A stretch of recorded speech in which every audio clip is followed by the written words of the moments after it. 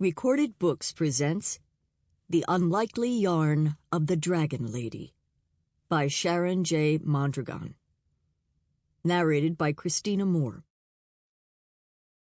From Colossians, chapter 1, verse 27. Christ in you, the hope of glory. Chapter 1. On the fateful Wednesday morning the final battle was engaged. Pete McElhaney, rector of Hope of Glory Community Church, dressed himself with a sense of adventure and daring-do. He donned a black clerical shirt and white collar as though it were any other day, but then he pulled a black T-shirt with the words, "Father Knows Best," in white lettering over his head. Like a surplice over chainmail, he thought. St. George had his dragon, he encouraged himself as he thrust his arms through the sleeves. And I have Margaret Benson. "Are you sure you want to wear that shirt?" his wife Linda asked him over breakfast a few minutes later. She might take it as a challenge.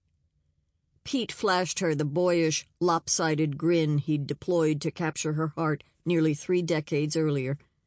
"Bring it on!" He recklessly slathered an English muffin with far more jam than usual.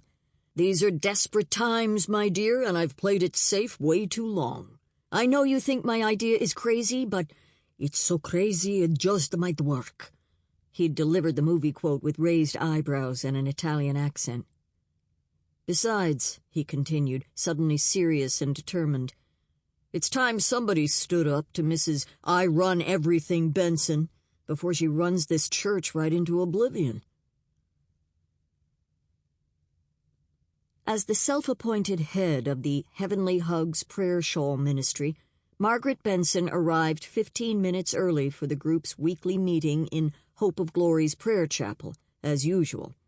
The blustery November day was cold enough to wear the fur coat Jim had given her for their 30th wedding anniversary, and she laid it carefully across a back pew.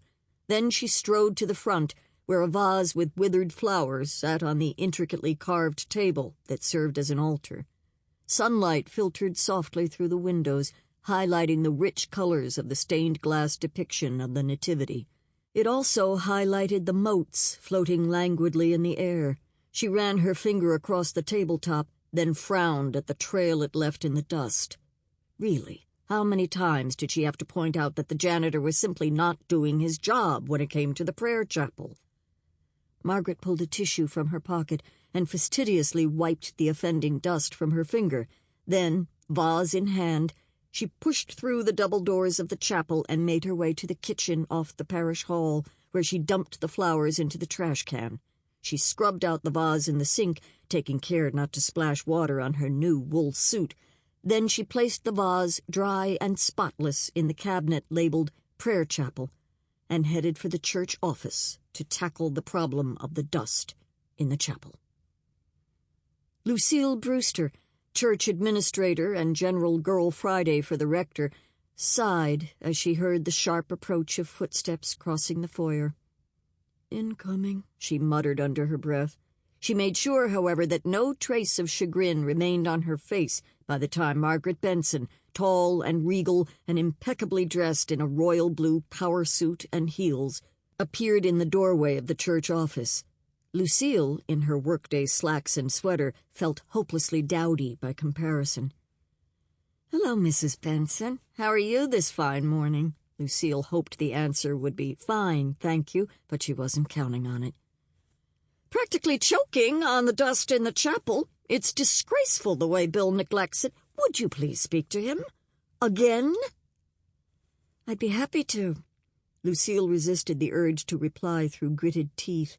She could feel Mrs. Benson's eyes on her as she jotted a brief note, "Please dust prayer chapel," and then tucked it into the janitor's internal mail slot.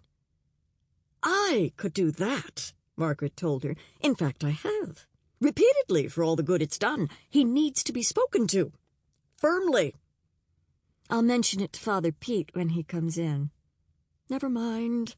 I'll mention it to him after prayer shawl."